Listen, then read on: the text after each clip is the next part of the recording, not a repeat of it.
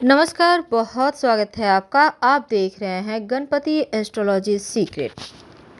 राहु का महापरिवर्तन हो रहा है।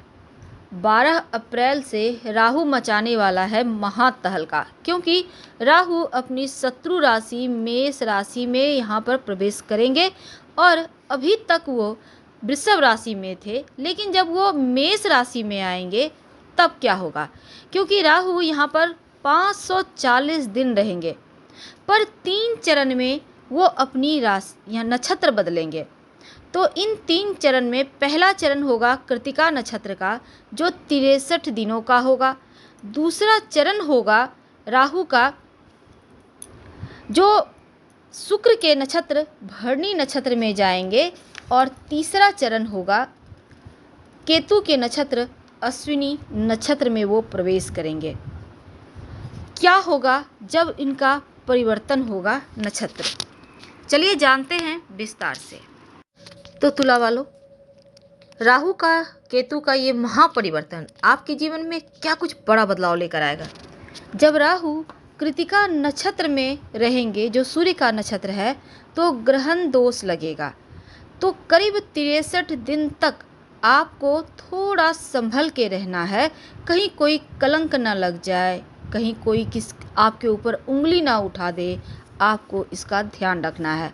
दूसरा, आपकी राशि के ऊपर से जो राहु का प्रभाव है, वो थोड़ा सा आपको, जैसे जो मुश्किलें थी, परेशानियां थी, बेचैनी थी, उससे तो मुक्ति देगा, पर राहु 63 दिनों तक आपको जो सरकारी तंत्र है उनसे उलझने से बचाव का सलाह देता है, क्योंकि सरकारी उलझन से आपको बचना होगा। विवादों में इस समय मत पड़िएगा, क्योंकि ग्रहण दोष में विवाद भी आपको उलझाएंगे। और इस समय आप बहुत सावधान से रहें, सबसे प्यार से रहें, खासकर सरकारी चीज़ों से। तो यहाँ पर 12 अप्रैल से 14 जून तक भरणी नक्षत्र में है, यहाँ पर सूर्य के कृतिका नक्षत्र में। इसके बाद वो भरणी नक्षत्र में आएंगे, जो शुक्र का नक्षत्र है। तो राहु जब भरणी नक्षत्र में आएंगे, भरणी नक्षत्र शुक्र का है, जो भोग विलासिता का नक्षत्र है, और यहाँ पर 240 दिन तक रहेंगे। तो भरणी नक्षत्र में भ्रमण करने का मतलब है आपके यहाँ पर शुक्र विलासिता प्रिय ग्रह है, लेकिन आपको लॉटरी, जुआ, सट्टा, प्रोस्टिट्यूशन वगैरह से आपको इस समय दूर रहना है, नहीं तो आप फंस सकते हैं। तो भोग विलास भड़काएगा, लेकिन आपको सावधान रहने की भी सलाह दी जाती है। तो पहले जो 63 दिन हैं, वो आपको जो सरकारी कार्य में उसमें उलझा सकता है। ऐसा नहीं है कि हर जगह गड़बड़ ही होगा, कुछ ग्रह की चाल आपको इन सभी चीज़ों से बचाएगा भी, लेकिन आपको फिर भी संभल के रहना है। और जो अंतिम 240 दिन हैं, वो केतु के नक्षत्र अश्विनी नक्षत्र के ऊपर राहु भ्रमण करेंगे। तो जब वो केतु के नक्षत्र अश्विनी नक्षत्र में आएंगे, तब क्या होगा आपके ऊपर इसका प्रभाव। तो ये प्रभाव आपके लिए बढ़िया है, क्योंकि करियर में तरक्की देगा, व्यवसाय में उन्नति देगा। तो शुरुआत का जो करीब 1.5 साल में जो आधा वक्त है, आधा से करीब ज़्यादा, वो तकलीफ दे रहा है, लेकिन इसके बाद उम्मीद से ज़्यादा आपको फ़ायदे भी देगा। राहु को भ्रम का ग्रह कहा गया है। यह धुंधली दृष्टि, झूठी उम्मीदें, अंधविश्वास लाता है जीवन में। और राहु के प्रभाव से व्यक्ति ख्यालों में खोए रहता है, दिवा स्वप्न देखता है।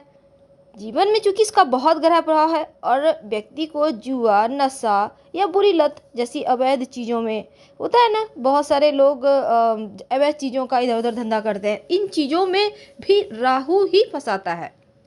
यानी कि कुछ इस बात पर निर्भर करता है कि राहु आपकी कुंडली में किस स्थान पे बैठा है, क्योंकि राहु नशा जैसी चीज़ों की तरफ भी व्यक्ति को ढकेलता है। अगर राहु कुंडली में अच्छे जगह पे बैठा हो तो शुभ फल देता है, और अशुभ भाव में हो तो नकारात्मक फल बढ़ा देता है। तो राहु को विस्तार करने वाली ऊर्जा के तौर पर भी देखा जाता है। अब वैदिक ज्योतिष में राहु एक प्रभावशाली ग्रह है। जिस भी ग्रह के साथ युति करता है या फिर दृष्टि में आता है, उसके जैसा ही व्यवहार करता है। इसके साथ ही जिस भी भाव में मौजूद होता है उस भाव के स्वामी की तरह व्यवहार करता है। तो आधुनिक जो दुनिया है अभी हमारा, तो राहु तकनीक का और उन्नत तकनीक का प्रतिनिधित्व भी करता है। लीक से हटकर सोचना ये राहु ही करवाता है और राहु उदारवाद का प्रतीक है। तो राहु एक अशुभ ग्रह से बदलकर नई नवाचार में तब्दील हो चुका है। ऐसे में राहु के प्रभाव में आपके जीवन में क्या होगा? तो तुला वालों, आपके लिए राहु आपके विवाह भाव में आएंगे और शनि की दृष्टि भी यहाँ है। तो क्या होगा? देखिए, राहु जो हैं जब वो आपके सप्तम भाव, विवाह भाव, पार्टनरशिप भाव में आएंगे तो व्यापार में जो पार्टनरशिप है, पार्टनर जिनके साथ करते हैं आप पार्टनरशिप, मतभेद या थोड़ी बहुत संघर्ष हो सकता है, ध्यान रखना है आपको।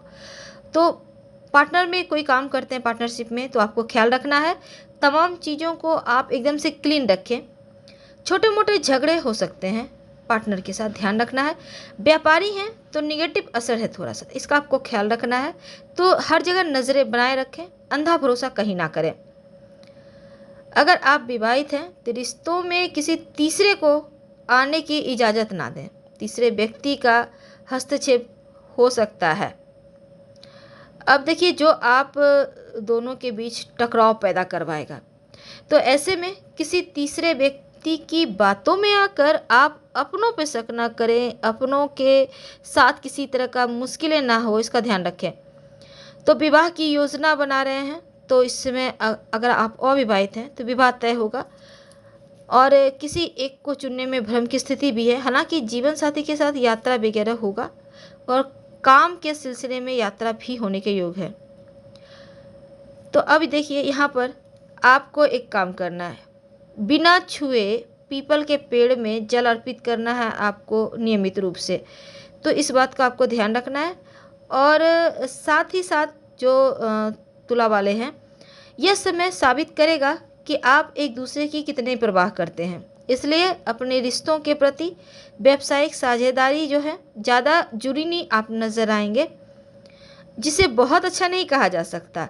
ऐसे में आप अपने साथी को आगे बढ़ने के लिए थोड़ा सा समय दीजिए, खुद पर भी थोड़ा ध्यान दीजिए, नहीं तो स्वास्थ्य समस्याएं थोड़ी अंदर आपको परेशान करेगी, कॉन्फिडेंस गड़बड़ाएगा, फिर मुश्किलें बढ़ेगी। तो आपको इनसे बचना होगा। अब देखिए तुला वालों, आपके लिए राहु सप्तम भाव में है और केतु आपके लग्न में आ गए हैं। तो इस गोचर के दौरान आपको अपने स्वास्थ्य का ख्याल रखना है, आर्थिक जो आपकी पक्ष है इसका ख्याल रखना है। रिश्तों के मामलों में आपको ज़्यादा सावधानी रखनी होगी, क्योंकि यदि किसी व्यक्ति की कुंडली में राहु केतु शुभ स्थिति में है तो इस समय आपको माध्यम से आपको यहाँ पे विवाह जीवन में जो विकास से परिवर्तन है वो होगा। तो आपके लिए राहु 12 अप्रैल को आपके विवाह भाव में आएंगे और केतु आ रहे हैं आपके लग्न में। तो वैवाहिक जीवन से संबंधित चीज़ों का आपको थोड़ा ध्यान रखना है, क्योंकि यहाँ पर थोड़ा सा वैवाहिक जीवन में शर्मिंदगी का सामना थोड़ी परेशानी है, साथी के साथ मतभेद है। तो राहु को आपको थोड़ा बेहतर करना है। और अगर आप व्यापारी हैं तो थोड़ा सा विश्वास की कमी हो सकती है। ऐसे दोस्तों से सावधान रहें जो लालची हैं, जो दिखावा करते हैं, जो आपका इस्तेमाल करते हैं।